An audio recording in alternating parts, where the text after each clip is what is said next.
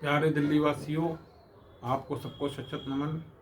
आदरणीय सर्वोच्च न्यायालय, आदरणीय उच्च न्यायालय, डिस्ट्रिक्ट सेशन कोर्ट्स, तमाम बार एसोसिएशंस, आज हम सबके साथ एक बहुत ही अहम विषय साझा करना चाहते हैं कि 30/12/2018 को एक बहुत हीनियस क्राइम की सूचना डीसीपी रोहिणी को दी गई और बेगमपुर थाने के अंदर जाके पर्सनली एसएचओ को साहब को दी गई, लेकिन उन्होंने इस चीज़ को लेके विक्टिम को बहुत ही प्रताड़ित किया, जैसा पुलिस की आदत बन चुकी है। जब किसी हाई प्रोफाइल मैटर के अंदर या किसी बड़े व्यक्ति के खिलाफ कोई कंप्लेंट या उनके द्वारा किए जा रहे अपराध की सूचना दो तो ये बिल्कुल बौखला जाती हैं। फिर इससे निराश होने के बाद जो है कानूनी अधिवक्ता के माध्यम से रोहिणी न्यायालय में सिविल सूट और क्रिमिनल सूट फाइल किया गया। इस विषय के अंदर पहले तो कोई भी कोर्ट इसको सुनने को मैटर को तैयार नहीं हुई, क्योंकि एक हाई प्रोफाइल मैटर था। धीरे धीरे इसके अंदर जब बात आगे बढ़ी तो इसके अंदर बेगमपुर थाने से एक रिपोर्ट आती है और वो रिपोर्ट जो है सिर्फ एकमात्र रिपोर्ट है जो पिछले 63 महीने के अंदर एक रिपोर्ट ऑन रिकॉर्ड ली गई। ऑर्डर शीट के अंदर बारे में मेंशन है, जिसके अंदर वो थाना कहता है कि हमने ये कंप्लेंट हमारे थाने के अंदर नहीं आती, ये कंप्लेंट अमन विहार थाने के अंतर्गत आती है। अमन विहार थाने में ट्रांसफर कर दिया गया, उसका 4/1/19 का डायरी नंबर दे दिया गया। इसके बाद जो एप्लीकेंट होता है वो सभी समस्त गवर्नमेंट एजेंसीज को उसकी सूचना भेजता है अपने स्पीड पोस्ट के माध्यम से, फिजिकल द्वारा, न्यायालय में भी अपना पक्ष रखता है। लेकिन बहुत स्ट्रॉन्ग आर्गूमेंट के पर्टिकुलर जो फैक्ट्स थे वो ऑर्डर शीट में कभी मेंशन नहीं हो पाए, और ज़्यादातर ये लिखा जाता है कि आर्गूमेंट्स हट, लेकिन क्या आर्गूमेंट्स हुई, क्या फैक्ट्स रखे गए, क्या दलीलें दी गई, कौन सी जजमेंटों का हवाला दिया गया, ये अभी तक ऑर्डर शीट में नहीं आ पाया। सिर्फ एक सुप्रीम कोर्ट की जजमेंट है जो एक ऑर्डर शीट के अंदर आई है।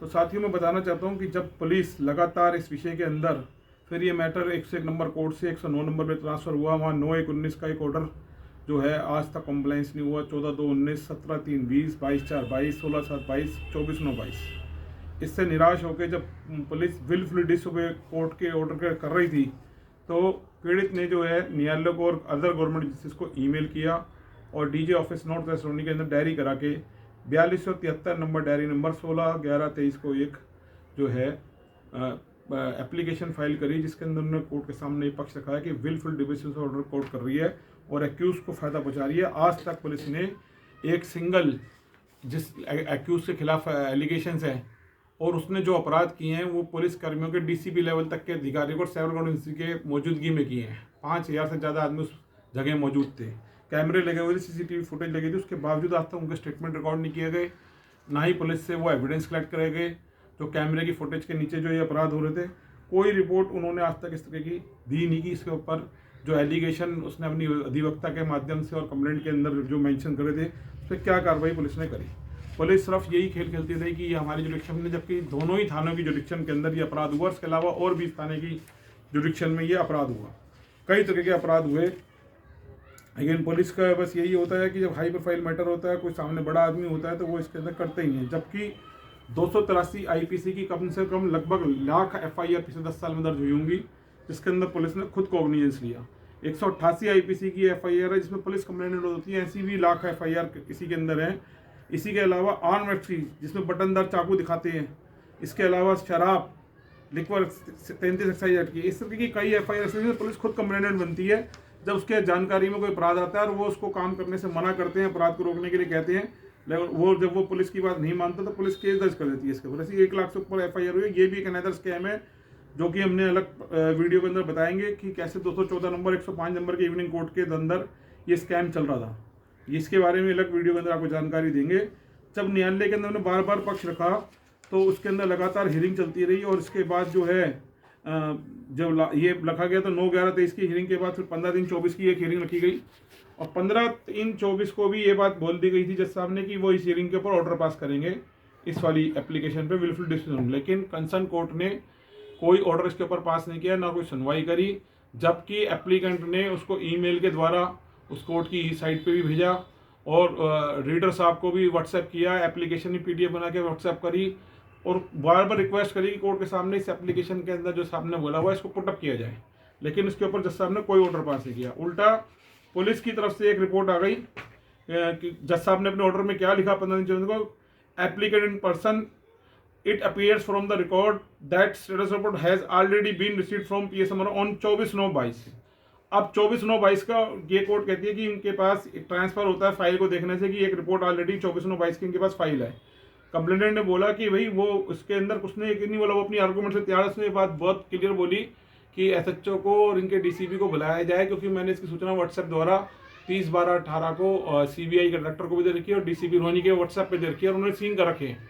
उनसे रिपोर्ट मंगाई जाए कि जो कॉग्निजेंट ऑफेंस की उनको सूचना दी गई उस पर उन्होंने क्या एक्शन लिया, और जो मिल के सूचना बेगमपुर थाने को दी गई और उसके बाद जो अमन विहार के पुलिसकर्मियों ने जुलाई 2022 में इन्वेस्टिगेशन करी, उससे उसको व्हाट्सएप द्वारा नोटिस भी दिया विक्टिम को, इसके ऊपर कुछ बोलना ही नहीं चाह रहे। जबकि उसने सैकड़ों अपनी तरफ से कई ऐसी बताया कि जो जिस तरह के अपराध थे उसकी कई पेपर की कटिंग भी थी, उनको भी रिकॉर्ड पे नहीं लिया गया।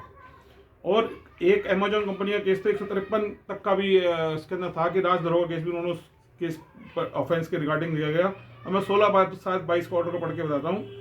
Applicant in person ATR B called from PS Aman Vihar from the concern SHO returnable for 24/9/22। अब इसमें ना कोई पुलिस की प्रेजेंट लगी हुई, ना कोई एडवोकेट की प्रेजेंट लगी हुई, पिटिशनर खुद पेश है और उसने आर्गूमेंट करी है। और अब प्रीवियस ऑर्डर्स को देखते हुए जो जज साहब हैं उन्होंने ये ऑर्डर करा कि इसके अंदर जो है नेक्स्ट डेट ऑफ हियरिंग के ऊपर ये जो है कोर्ट क्या है ऑर्डर को कंप्लाइंस करेंगे। ठीक इसके पहले एक और मैं आपको बता रहा हूँ 22/4/22 का ऑर्डर, इसमें भी ये लिखा हुआ है complainant in person statement report be called from PS Aman Vihar by name. Complainant is right to supply copy of complaint to नायब court PS Aman Vihar vigilance agreement ATR record from PS 16/7/22 के लिए ये ऑर्डर किया गया 22/4/22 को। कंप्लेनेंट ने 20/5/22 को 109 नंबर कोर्ट के नायब कोर्ट को जाकर ये अंकित को दी कॉपी और 61 पेज रिसीव कराई। ये बात गंभीर है। फिर 16/7/22 का ऑर्डर आपने सुना कि जो 24/9/22 को कॉल करिए। फिर 24 को लिखा है कि Shri Yogesh Goyal and council for the complainant with complainant fresh filed same is taken on record be listed for status report from concern action 24/1/23।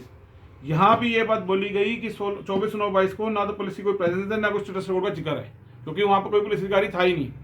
तो ये कैसे साफ साफ लग रहा है कि जुडिशियल प्रोसीडिंग को मैनिपुलेट किया गया, स्टाफ ने, रीडर ने, एलमत ने, कैसे ये रिपोर्ट एक जो 16/7/22 24/9/22 की हियरिंग है जिसके अंदर पुलिस की प्रेजेंस तक मार्क नहीं है, वो कैसे जो है उसको किस टाइम पे लिया, ये जांच का विषय है और उसके बारे में कुछ भी कोई जवाब बता नहीं दे।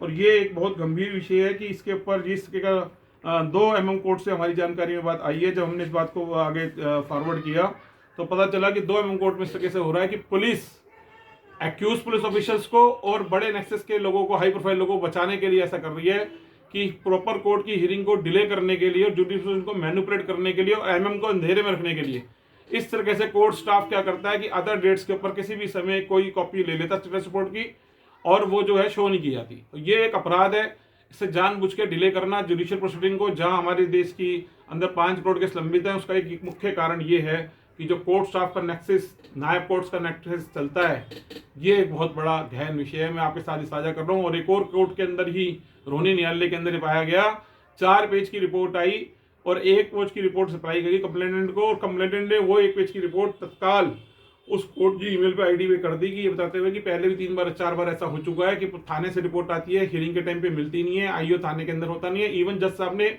इंक्वायरी ऑफिसर की एक्सेंट मार्क कर रखी है, उसके बावजूद जो रिपोर्ट आई है वो 1 पेज सप्लाई करी गई रीडर और नायब कोर्ट की मौजूदगी में, और उसके बाद में पता चलता है कि वहां से रिपोर्ट 4 पेज की आई है। तो ये साफ साफ जुडिशियल प्रोसीडिंग को मैनिपुलेट करने का कोर्ट स्टाफ और नायब कोर्ट का जो दिल्ली पुलिस का आदमी होता है, प्रोसिक्यूशन का आदमी होता है, ये उनका नेक्सस क्रिएट करता है। और ऐसा वो क्यों कर रहे हैं, इसके पीछे क्या कारण है, कौन सी इनविजिबल ताकत है जो इस तरह की चीज़ों को अंजाम दे रही है। तो मैं सभी अधिवक्ताओं से करूँगा, आप लिटिगेंट से, एप्लीकेंट से, किसी और के साथ अगर ऐसा हो रहा है या हुआ है पिछले 10 सालों में, तो वो जरूर हमको साझा करें।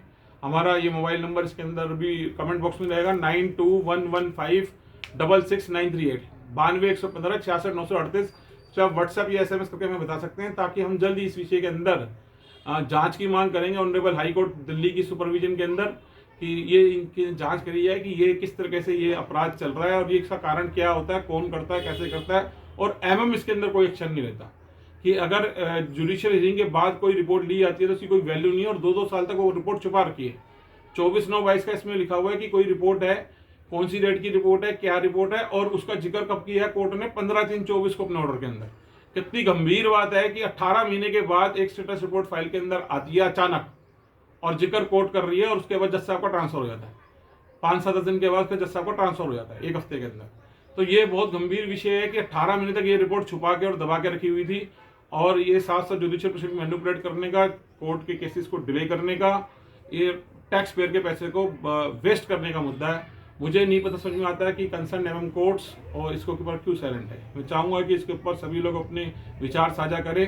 राष्ट्र हित में अगर किसी भावना को ठेस पहुंचे तो हम माफ़ी मांगते हैं पहले ही, लेकिन राष्ट्र हित में, in the interest of justice, in principle of natural justice, इसके ऊपर लोग जरूर अपने कमेंट साझा करें। खासतौर से 23 लाख कानूनी अधिवक्ताओं से, सरकारी वकीलों से, सभी से अपील है कि वो इस चीज़ों से बचें और देखें कि ये किस तरह से कैसे मैनिपुलेट करें। कोई भी जुडिशियल फाइल में डॉक्यूमेंट बिगर अहमद के या रीडर के नहीं जा सकता। इससे सुधर। जय हिंद, जय भारत, जस्टिस क्रांति जिंदाबाद।